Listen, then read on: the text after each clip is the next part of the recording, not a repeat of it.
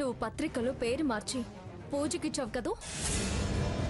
ఆ పేరు వినపడకుండా మీ పెదనాన్ని గంట కొట్టమన్నావు కదూ. నేనేం మార్చలేదు, నేనేం చెప్పలేదు. గుడిలో అబద్ధాలాడకు, పాపం తగులుతుంది. ఎందుకింత నీచ పనులు, అది కూడా దేవుడి సమక్షంలో? మట్టి కొట్టుకుపోతావే. ఏంటి శాపాలు పెడుతున్నావు? మనసులో కోరిక దేవుడితో చెప్పుకోవడం నీచమేం కాదు. దైవ సన్నిధిలో కూడా అలా నీ పాపాన్ని సమర్థించుకుంటే నాశనమైపోతావు. అదే ప్రాంగణంలో తోటి మనిషికి శాపనార్థాలు పెడితే సర్వనాశనమైపోతావు. ఏంటే, తప్పు తెలుసుకుని దేవుడి ముందు తప్పయిందని చెప్పి చెంపలేసుకుంటావని చాటుగా వచ్చి చెప్తుంటే సిగ్గు లేకుండా ఎదురుదాడి చేస్తున్నావు. ఆ దేవుడు నిన్ను క్షమించుడు హారతి. క్షమించకపోతే పోయాడు. నేను నా కోరికను చంపుకోను. ఇప్పుడు నువ్వు చేసిన వెదవ పని అమ్మమ్మ గారి ముందు బయటపడితే నిన్ను చంపి పారేస్తుంది. ఇలా చాలా సార్లు బెదిరించావు. నీ తాటాకు చప్పుళ్లకు పిల్లి పిల్లలు కూడా బెదరవు. నా ఇష్టం వచ్చినట్టు చేస్తాను. నువ్వేం చేయదలుచుకుంటే అది చెయ్యి. ఊరికే బెదిరింపులు శాపనార్థాలు పెట్టకు. రామేశ్వరం పోయినా శనేశ్వరం వదలనట్టు ఎక్కడికి పోయినా నువ్వేంటి నా వెంట? నేను కాదు, నువ్వు మా ఇంటికి శనిలా దాపరించావు. మా స్వర్ణ జీవితంలో రాహులా, సాకేత్ జీవితంలో కేతువులా ప్రవేశించావు. గుళ్ళో నవగ్రహాలున్నాయి, అన్ని పూజించదగ్గవే. ఏమీ తప్పులేదు. నా చుట్టూ ప్రదక్షిణలు చేయి, పుణ్యం వస్తుంది.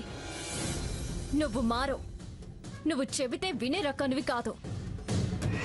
పద, దేవుడు ముందే నీ దరిద్రపు బుద్ధి బయట పెడతాను.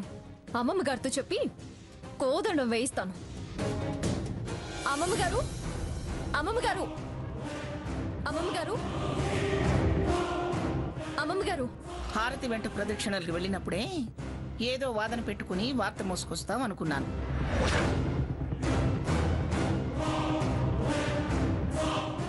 ఏమిటి, ఏం జరిగింది అక్కడ? ఎందుకు అరుపులు? పెద్దమ్మమ్మ గారు, నన్ను మీ ఇంటికి తీసుకొచ్చిన దగ్గర నుంచి ఎప్పుడు నా వంకే వేలు చూపించడం, గోల చేయడం మామూలే కదా. ఇప్పుడు అదే. నేనంట శుభలేఖలు పేరు మార్చానంట. సంజయ్ పేరు కొట్టేసి సాకేత్ పేరు రాశానంటుంది.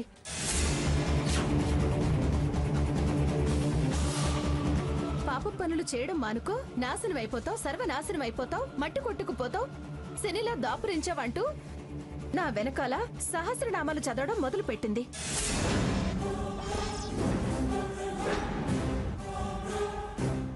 కాదు అంటే లేదు, నువ్వు మార్చావంటూ నన్ను కదలనీయకుండా బయట నిలదీసింది.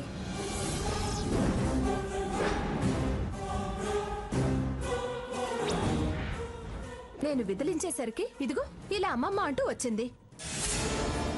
ఏమిటి సీత, ఏమిటి నీ సందేహం?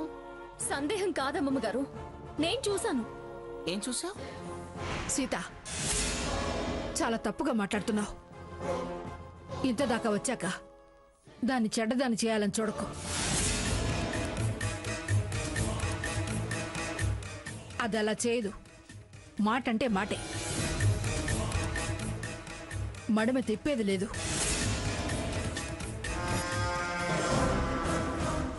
అమ్మా, అందరూ హారతి తీసుకోండి.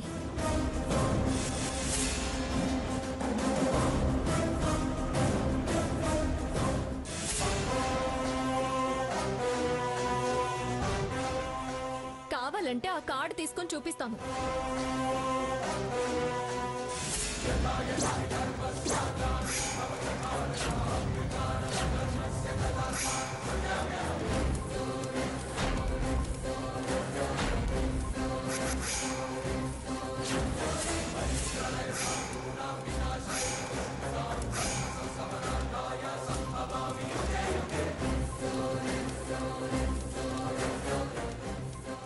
చూసారా చూసారా అమ్మమ్మ గారు, ఎక్కడ నిజం బయటపడిపోతుందోనని ఆవిడ కాటికి నిప్పు పెట్టింది. నేను నిప్పు పెట్టడం ఏంటి? శుభలేఖకు నిప్పు పెట్టేంత బుద్ధి తక్కువ దాన్నేం కాదు.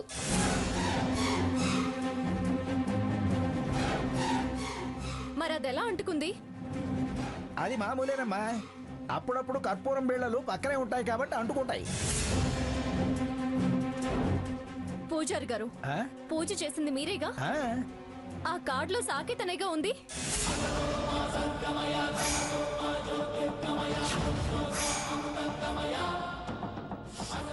చెప్పండి పూజారి గారు, సాకేతనే కదా చదివారు?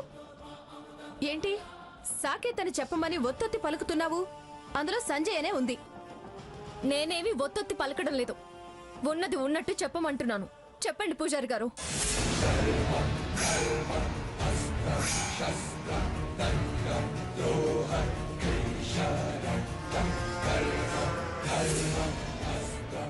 అమ్మా, పూజ ప్రారంభంలోనే పేర్లు చదివాను, ఆ తర్వాత సహస్రనామం చదివా. సంజయో సాకేతో అంతగా గుర్తులేదు గాని మొత్తానికి సా అనే అక్షరమే ఉంది. ఏడిసినట్టుంది. అదేదో సాక్షి అంటారే అలా ఉంది. సాకేతనో సంజయ్యనో క్లియర్ గా చెబితే గానీ జడ్జిమెంట్ రాదు. ఏంటండి, లక్షణంగా పెళ్లి జరగాలని శుభలేఖ పూజలో పెడితే అది కాస్త భగ్గుమని మండిందే అని నేను భయపడుతుంటే మీరేమో సాక్ష్యాలు జడ్జిమెంటు అంటారు. కంప్లైంట్ వచ్చింది కాబట్టి అన్నాను. ఇప్పటికే పెళ్లి అనుకోగానే ఎన్నో ఆటంకాలు. ఇంతకాలానికి ఇంత దాకా వచ్చిందని సంతోషపడుతుంటే ఈ అపశకనం ఏమిటో. ఈ పెళ్లి ఎలా జరుగుతుందో. అది జరగకూడని పెళ్లి కాబట్టే ఆ కార్డు అలా తగులపడిపోయింది. ఏంటమ్మా ఆ మాటలు? అనని పెద్దమ్మా, జరగకూడని పెళ్లి అంటున్నారుగా. భాగి పద, ఈ పెళ్లి క్యాన్సిల్ అయినా చెయ్యి, లేదా వాయిదా అయినా వెయ్యి. అదన్నది నువ్వు పేరు మార్చుకుని జరగాలనుకున్న పెళ్లి గురించి, పెద్దలు అనుకున్న మీ పెళ్లి గురించి కాదు. ఆ దేవుడికి కూడా నీ కోరిక నచ్చలేదు, అందుకే ఇలా ఆగ్రహించి అగ్నిదేవుడికి ఆహుతిచ్చాడు. ఆహా, ఏం కథలు చెప్తున్నావు సీత? అంతా ఆ భగవంతుడు నీతో ఫోన్ చేసి మాట్లాడినాడు చెప్తున్నావు. అది కాలి నిన్ను బయట పడేసింది, లేకపోతే నీ బతుకు మీ అమ్మమ్మ గారే ప్రాయశ్చిత్తం చేసేది. అరచేతిలో హారతి పెట్టి బొబ్బలొచ్చేలా చేసేది. జరిగిందేదో జరిగిపోయింది. శుభకార్యం ఏ అభాస్పాలవుతుందో అని నేను భయపడుతుంటే మీ మాట్లాడి మంగా ఏం చేయాలో తోచటం లేదు, భయంగా ఉంది. నా మనోహరాలు పెళ్లి జరగదా? దానికి జన్మలో పెళ్లి యోగం లేదా? నేను రాలిపోతే అది ఒంటరిగా బతకాల్సిందేనా? అబ్బబ్బబ్బబ్బా, భాగీరథి ఏమిటి మాటలు? అయినా పూజకు ముందైతే అపశకునం, కానీ పూజ అయిన తర్వాత కదా ఇలా జరిగింది. ఇలా జరిగిందంటే దిష్టి తొలగిపోయినట్టే, కానీ పెళ్లికేం ఆటంకం కాదు, అనర్థం ఉండదు. నాకు మాత్రం డౌట్గా ఉంది. భాగి, మనం ఈ పెళ్లిని వాయిదా వేసుకోవాల్సిందే. ఏమీ కాదని మంగ చెప్తోంది కదే. ఆవిడ గారు కోరుకున్నట్టు కాలేదని వాయిదా అంటున్నట్టుంది. పంతులు గారు, నేను పేర్లు చెప్తాను, వాళ్ళ పేరు నచ్చిన చేయించండి. చెప్పండమ్మా. చిరంజీవి సంజయ్, సౌభాగ్యవతి నిత్యహారతి. గోత్రాలు చెప్పండమ్మా. అలాగేనండి. ఆ, అబ్బాయి గోత్రం విశిష్ట. ఆహా, అమ్మాయి గోత్రం విశ్వామిత్ర. ఆ. దీని అదృష్టం బాగుంది, లేకపోతే ఇవాళ అమ్మమ్మ గారి చేతిలో చచ్చుండేది. ఇన్నాళ్ళు ఆడిన నాటకాలు, నన్ను తప్పుదో పట్టించిన వేషాలు అన్నీ బయటపడుండేవి. చచ్చా, మిస్ అయిపోయింది.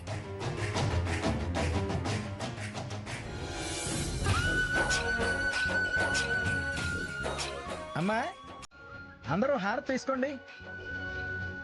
సౌభాగ్యమస్తు, శీఘ్రమేవ కళ్యాణ ప్రాప్తిరస్తు, ఆయుష్మాన్ భవ, ఆయుష్మాన్ భవ, ఆరోగ్యమస్తు, ఐశ్వర్యాభివృద్ధిరస్తు, సౌభాగ్యమస్తు, దీర్ఘాయుష్మాన్ భవ, శతమానం భవతి శతాయు పురుష శతేంద్రియ ఆయుష్యేంద్రియే ప్రతిధిష్టతి.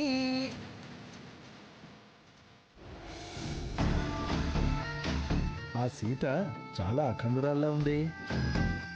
అఖండురాలే కాదు, మంగమ్మకు తగ్గ మనవరాలు. ఎవ్వరూ కనిపెట్టలేదు. శుభలేఖలో పేరు మార్చింది ఆ సీతొక్కతే కనిపెట్టింది. దాని కళ్ళెప్పుడు హారతి మీదే ఉంటాయి. అలా అయితే ఈ పెళ్లి చెడగొట్టడం చాలా కష్టం. నా టెన్షన్ కూడా అదే. ఎలాగైనా ఆ సీత అడ్డు తొలగించుకోవాలి. అడ్డు తొలగించేదాకా ఎందుకు, పెళ్లికి రాకుండా చేస్తే చాలుగా. ఆ ఇంట్లో మన హారతికి ఆ సీత చెవిలో జోరీగలా, చెప్పులో రాయిలా, కంట్లో నలుసులా ఉంటోంది. నేను అదే ఆలోచిస్తున్నానే. ముందు పెళ్లికి రాకుండా చేయాలి. హారతి అనుకున్నట్టు ఆ పెళ్లి సాకేత్తోనే జరగాలి. తిరిగొచ్చేసరికి సీత ఉండకూడదు. ఆలోచన బానే ఉంది. ఆ పిల్లని చూస్తుంటే ఇదంతా అయ్యే పనిలా లేదు. అలా అధైర్యపడితే ఎలా కనకం? ఏ పని ముందుకు పోదు. మన ప్రయత్నం మనం చెయ్యాలి. ఇదిగో, మనం ఎప్పుడు వీలైతే అప్పుడు, ఎక్కడ వీలైతే అక్కడ ధ్యాస అంతా ఆ సీత మీదే ఉంచాలి. హారతి ఆ ఇంటికి మనవరాలిగా వెళ్తే గాని నేను నిశ్చింతగా ఉండలేను. మీ కోరికంత బలంగా ఉన్నప్పుడు ఖచ్చితంగా నెరవేరి తీరుతుంది. అవును, ఖచ్చితంగా నెరవేరుతుంది. అంతా భగవంతుడి దయ. అంతే. పదండి వెళ్దాం.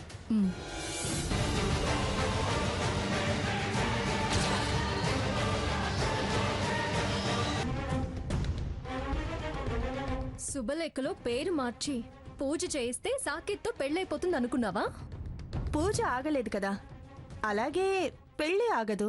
తెలివిగా శుభలేఖని కాల్చాననుకొని నీ బతుకు మీద నువ్వే నిప్పులు కుమ్మరించుకున్నావు. నిప్పులు కుమ్మరించుకున్నా, బొగ్గులు కుమ్మరించుకున్నా నా ఇష్టం. ఇవాళ పూజ జరిగినట్టే రేపు మా ఇద్దరి పెళ్లి జరిగి తీరుతుంది. నా మీద నువ్వు చేసిన ఛాలెంజ్ నెగ్గలేవు. సీత, ఇది నీకు నాకు ఫైనల్ ఛాలెంజ్. నా ప్రయత్నం నువ్వు బయట పెట్టొద్దు, నీ ప్రయత్నం నేను బయట పెట్టను. ఎవరికి చేతనైన ప్లాన్స్ వాళ్ళం వేద్దాం. నువ్వు ఎవరి సాయం తీసుకోవద్దు, నేను ఎవరి సాయం తీసుకోను. విషయం మన మధ్య ఉండాలి, పోటీ మన మధ్య జరగాలి. ఈ క్షణం నుండి నేను నా పెళ్లి సంజయ్తో జరగకుండా చూస్తాను. నువ్వు చేతనైతే జరిగేలా చూడు, ఓకేనా? వెదవ తెలివితేటలు ప్రదర్శించుకు. ఇంతవరకు ఈ సీతకి ఓటమంటే ఏంటో తెలీదు. నువ్వు గెలుపంటే ఏంటో ఎరగవు. ఇంకే మరి, ఆ నమ్మకంతోనే సై అను. ఎవరు సక్సెస్ అవుతారో చూద్దాం. సై అని నేననడం కాదు, నువ్వను. సాకేత్ని నా చెల్లి నుండి దూరం చేయడం సాధ్యం కాని విషయం. అది ఇప్పుడు డిసైడ్ చేసి మాట్లాడుకో. ఈ నెల 9నే కదా మీరు ఫిక్స్ చేసిన ముహూర్తం. ఆ రోజు ముగిసేలోపు గెలిచి చూపించు. గెలిస్తే ఇల్లొదిలి వెళ్తావా? అది జరగని పని. సాకేత్ దక్కేదాకా ఈ ఇల్లు వదలను, నిన్ను వదలను. జూన్ 9 నా పెళ్ళో నువ్వు ఇల్లొదిలి వెళ్లే ప్రయాణమో తేలుతుంది. నువ్వు మర్యాదిచ్చి మాటలతో చెప్తే వినే రకానివి కాదు. నీ రోగం ఎలా కుదిర్చాలో అలాగే కుదురుస్తాను. మాట వినని వాళ్ళకి వాతలు తప్పవు. ఎవరికి ఎవరు వాతలు పెడతారో, ఎవరి చేతులు కాల్తాయో చూద్దాం. అరిచి పెడబొబ్బలు పెట్టాల్సి వస్తుంది. ఎవరు ఏం రాసి పెట్టుకున్నామో కాలమే నిర్ణయిస్తుంది. నీ ప్రయత్నం ఫలించదు అనడానికి శుభలేఖ కాలడమే దానికి సాక్ష్యం. మంచిది. అదే అగ్ని సాక్షిగా నేను సాకేత్ని పెళ్లి చేసుకు తీరుతాను. అది చూద్దాం.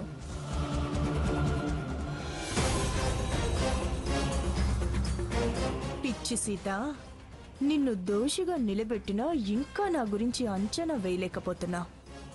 నేను ఈ ఇంట్లోంచి పోవటం కాదు, మీ అందరినే చిన్న భిన్నం చేసి నిన్ను నీ చెల్లెల్ని బయటికి గెంటుతాను. చూస్తూ ఉండు.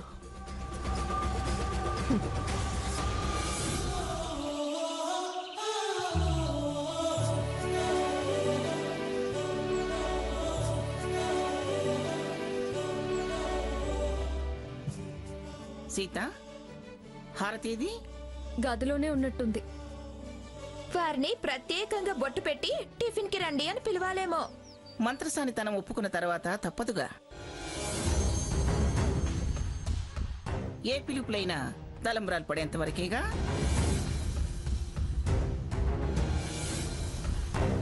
సీత, దాన్ని పిలవే. నేనా? నేను పిలవనమ్మమ్మ గారు. నేను పిలవమంటున్నాను కదే. నాకు ఆ పేరంటేనే అసహ్యం కలుగుతుంది. సీత, నానమ్మ. రఘురామ్ ప్లీజ్, నన్ను బలవంతం చేయొద్దు. దేనికి నీకంత అసహ్యం? ఆవిడ గారి చెండాలపు చేష్టలు ఎవరికైనా అసహ్యం కలిగిస్తాయమ్మమ్మా. దాన్ని తీసుకొచ్చింది నేను. అలాని అన్ని భరించమంటావా? అన్నిటికీ నువ్వే కదరా కారణం. అది అప్పటి మాట. ఇంకా బావని అనటం ఎందుకమ్మమ్మా? ఏమిటే బావా బావా అని తెగ వెనకేసుకొస్తున్నావు? వెనక లేదు, ముందు లేదు. వాళ్ళకి ఆ అమ్మాయి అంటే ఇష్టం లేదు. అయినా పిలవమంటున్నావు, ఎందుకు దాని గురించి చర్చ? సరే, నేను పిలుస్తానుండు. హారతి, అమ్మా హారతి. ఈయన పిచ్చి మనిషి. ఏంటి తాతయ్య గారు? ఏం లేదమ్మా, టిఫిన్ తిందు గాని రామ్మా అని పిలుపు.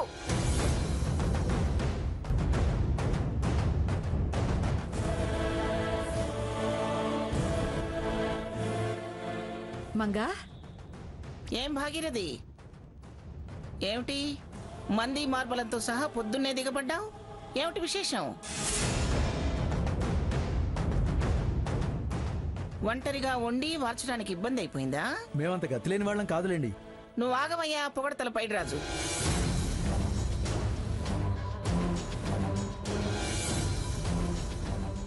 ఏమిటే మొహం వెంటేలా గాలి తీసిన బెలూన్లా పెట్టావు?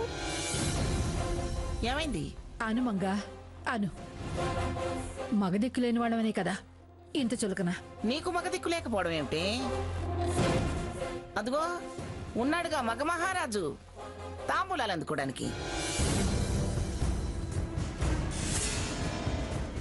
ఏంటండి మరి అంత లెక్క లేకుండా మాట్లాడుతున్నారు? ఆ నీ లెక్క నా మనవణ్ణి పట్టుకుని రాముడు దేవుడు వెలుగు తేజస్సు అన్నప్పుడే అంచనా వేశాను గాని భాగీరథి, ఇంతకీ ఎందుకలా మొహం మార్చావో చెప్పు. ఏమీ లేదు మంగా, నిన్న నీతో ఓ విషయం చెప్దామనుకున్నాను. కానీ ఆ నెక్లెస్ గొడవలో పడి నీతో చెప్పడమే మర్చిపోయాను.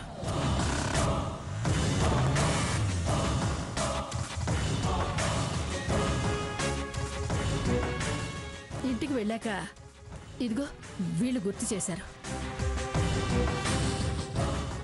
చెబితే ఏమంటావో అని వెనక ముందు ఆడుతున్నాను. ఇక్కడ దాకా వచ్చి ఇంకా వెనక ముందు ఆటం దేనికి? ఏమిటో చెప్పు. నువ్వేమో హారతి పెళ్లి బాధ్యతంతా తీసుకుని నీ చేతుల మీదుగా పెళ్లి జరిపిస్తానన్నావు. తాంబూలాలు కూడా అందుకున్నాక కాబట్టి ఆ బాధ్యత వీళ్ళు తీసుకొని చేస్తానంటున్నారా? అది కాదు. ఏంటమ్మా భాగీరథి, చెప్పదలుచుకున్న విషయం ఏమిటో సూటిగా చెప్పు. ఎందుకు నానుస్తావు? మా అల్లుడు గారింటి ఆచారం ప్రకారం ఆ ఇంట పుట్టిన ఏ ఆడపిల్ల పెళ్ళైనా వాళ్ళ పూర్వీకుల గ్రామంలో వాళ్ళ కులదేవత ముందే జరిపించాలట. అందుకని అందుకని ఇప్పటికే దీని పెళ్లికి చాలా ఆటంకాలు జరిగాయి. ఆ ఆచారం తప్పితే మళ్ళీ ఏ అనర్థం వస్తుందో అని భయంగా ఉంది. మంగా, ఈ విషయం ఎలా చెప్పాలని సంకోచించాను. అంటే ఏమిటి నీ ఉద్దేశం? మళ్ళీ ఏమిటే ఉద్దేశం అంటావు? చెప్పింది కదా వాళ్ళ ఆచారం అది ఇదని. నేను ఆచారం గురించి అడగడం లేదు, నా గురించి ఏమనుకుంది అని అడుగుతున్నాను. ఇందులో నీ గురించి అనుకునేది ఏముంటుంది?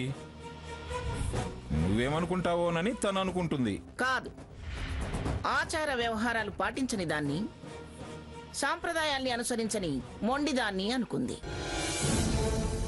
చచ్చా, నేనలా అనుకోలేదు మంగా. ఎలా చేద్దామా అని నీతో ఈ విషయం చెప్పాను. మరి అలా చేయడం ఏమిటి? పెళ్లి బాధ్యతలు జరిపిస్తాను అన్నాను గాని ఎక్కడ జరిపిస్తాను అని నేను అనలేదు కదా. ఎలాగో ఏదో ఫంక్షన్ హాల్లో జరిపించాల్సిందే కదా. ఆచారం ఆనవాయితీ అన్న తర్వాత నేను మాత్రం ఎందుకు కాదంటాను? అలాగే నీ అల్లుడి పూర్వీకుల ఊళ్ళోనే వాళ్ళ కులదైవం ముందే జరిపిద్దాం.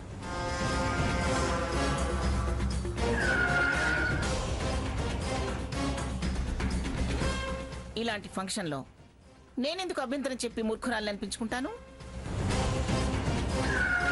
రేపే బయలుదేరి ఆ ఊరు వెళదాం.